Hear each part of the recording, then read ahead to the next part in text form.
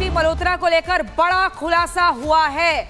बड़ी जानकारी हर पल निकलकर सामने आ रही है। कैसे ज्योति मल्होत्रा व्लॉगिंग करती थी, बॉर्डर के पास जाकर वीडियोस बनाती थी और उसके बाद अयोध्या भी गई थी। पाकिस्तानी जासूस ज्योति मल्होत्रा अयोध्या जाकर भी वीडियोस बनाकर भेजी गई थी। ज्योति के अयोध्या दौरे की जांच में जुटी है एजेंसियां कि अयोध्या जाकर कहां-कहां किस-किस से मिली थी, कौन-कौन सी वीडियोस बनाई गई थी। देश के अंदर ही 12 दिनों में 12 पाक जासूस पकड़े गए हैं, लेकिन पाकिस्तान जासूस ज्योति मल्होत्रा को लेकर हर रोज नए बड़े खुलासे हो रहे हैं। अयोध्या भी गई थी ज्योति मल्होत्रा। इससे पहले जगन्नाथपुरी को भी लेकर जानकारी मिल रही थी कि वहां पर मंदिर के दर्शन किए थे, एक महिला यूट्यूबर से मुलाकात की थी। इसके अलावा मंदिर के एंट्री एग्जिट गेट्स की पूरी वीडियो बनाई थी। लेकिन अब एक और बड़ा खुलासा कि अयोध्या भी गई थी और इसी को लेकर जांच एजेंसियां कई तरह से जांच पड़ताल कर रही है।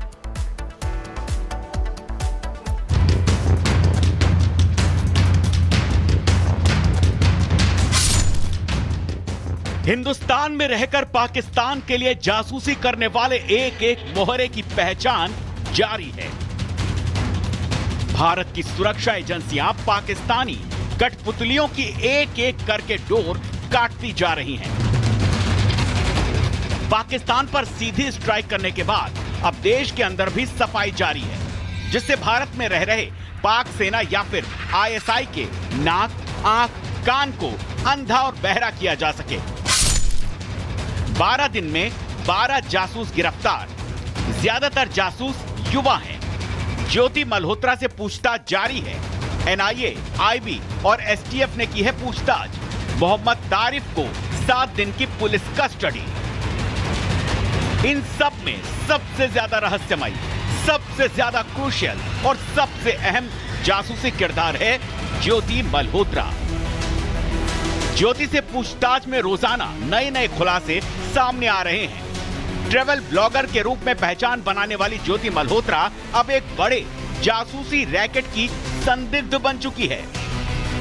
सूत्रों ने बताया कि ज्योति ने 2 अहम मौकों पर दानिश से हुई बातचीत के चैट्स डिलीट किए हैं। इनमें से एक ऑपरेशन सिंदूर की गतिविधि और दूसरा ब्लैकआउट फेज था, जो उसके होम टाउन हिसार से जुड़ा है। अब उसके 2 मोबाइल फोन और एक लैपटॉप को फॉरेंसिक जांच के लिए भेजा गया है, ताकि डिलीटेड डेटा को रिकवर किया जा सके। ज्योति की सोशल मीडिया पोस्ट के जरिए जासूसी के एक और मॉड्यूल का खुलासा जांच एजेंसियों ने किया है। ब्लॉगिंग के जरिए जासूसी का काम, ब्लॉग बनाकर लोकेशन और जानकारी साझा करना। धार्मिक ब्लॉग की आड़ में जासूसी, मंदिर तीर्थ के ब्लॉग में सुरक्षा जानकारी साझा करना। सुरक्षा एजेंसियों ने ज्योति से पूछताछ के बाद यह बात साझा की कि ज्योति इन्फ्लुएंसिंग स्पाई मॉड्यूल पर काम कर रही थी।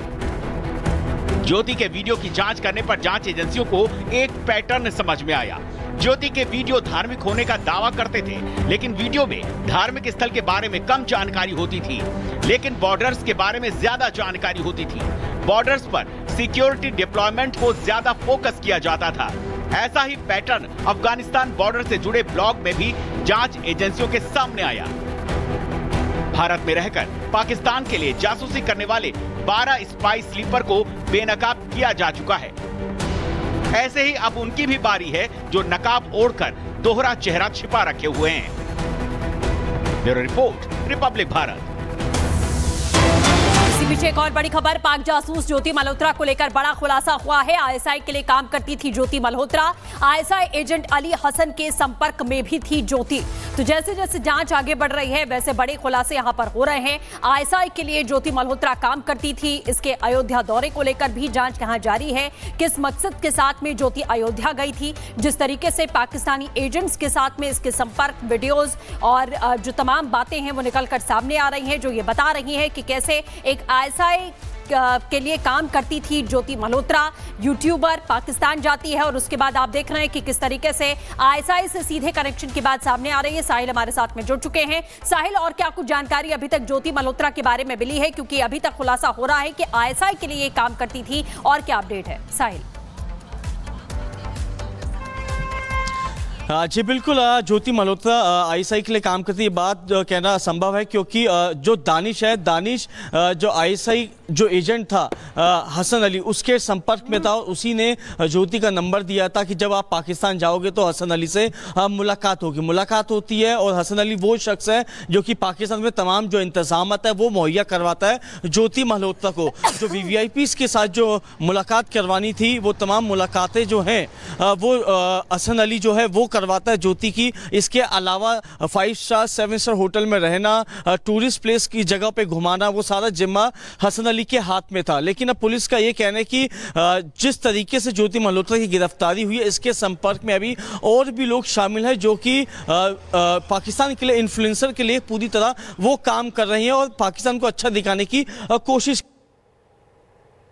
निकल के यही सामने आए कि तो बिल्कुल साहिल से हम फिर से जुड़ने की कोशिश करेंगे, लेकिन जैसा साहिल की ओर से जानकारी दी जा रही है कि आईएसआई के लिए ये काम करती थी ज्योति, इस तरीके की जानकारियां निकलकर सामने आ रही हैं जैसे जैसे जांच आगे बढ़ रही है।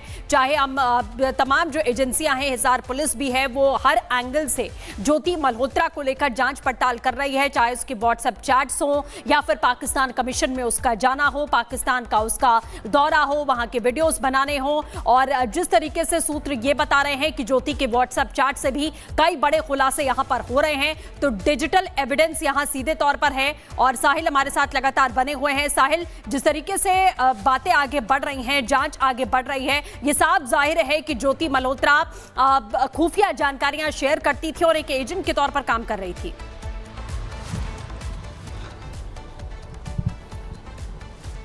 साहिल, जी बिल्कुल, कहीं ना कहीं ज्योति मल्होत्रा एजेंट की तरह काम कर रही थी, क्योंकि पुलिस का कहना है इसके पास से जो 3 मोबाइल फ़ोन और जो लैपटॉप रिकवर हुए हैं उसके अंदर ऐसा लग रहा है कि ज्योति मल्होत्रा और दानिश की जो चैट थी वो डिलीट हुई है, क्योंकि ऑपरेशन सिंदूर और जब पहलगाम अटैक हुआ था उस दौरान भी ज्योति मल्होत्रा पाकिस्तान में बैठे हसन अली जो कि आईएसआई का एजेंट है उसके संपर्क में बनी हुई थी। इसके अलावा जो पाकिस्तान के आईएसआई अधिकारी हैं उनसे आपस में इनका कन्वर्सेशन हुआ था और एजेंसीज को ये शक है कि इन दोनों के बीच में जो बातचीत हुई थी वो चैट को ज्योति मल्होत्रा ने डिलीट कर दिया। और एसपी हिसार के मुताबिक उस चैट को रिकवर करने के लिए पुलिस ने तीनों फोन और जो लैपटॉप है उसको एक तरह से फोरेंसिक के पास भेजा हुआ है। डाटा को रिकवर किया जा रहा है और ये पता लगाया जा रहा है कि आखिरकार चैट को डिलीट करने का मकसद क्या था, इन दोनों लोगों के बीच में क्या ऐसी बातचीत हुई थी कि ये मुसीबत आन पड़ी कि ज्योति मल्होत्रा को चैट को आखिर में डिलीट करना पड़ा। इसके अलावा पुलिस का ये भी कहना है कि ज्योति मल्होत्रा जो है पूछताछ में जो है सही तरीके से जवाब नहीं दे रही है, पुलिस को गुमराह करने की कोशिश कर रही है और यही वजह कि पुलिस को काफ़ी ज़्यादा सवालों के जवाब लेने की मशक्कत करनी पड़ रही है, क्योंकि आज चौथा दिन है इंटेरोगेशन का, कल 5वां दिन होगा। कल पुलिस जो है ज्योति मल्होत्रा को कोर्ट में पेश करेगी और ऐसा माना जा रहा है कि आने वाले दिनों में जो कस्टडी की मांग है वो बढ़ाई जा सकती है, क्योंकि पुलिस का कहना है कि इस पूरे तमाम जो ट्रेल है पूरे नेक्सस को समझने की कोशिश की जा रही है। किया जाएगा ज्योति मल्होत्रा को और आगे भी कस्टडी बढ़ाने की मांग पुलिस के द्वारा की जा सकती है। बहुत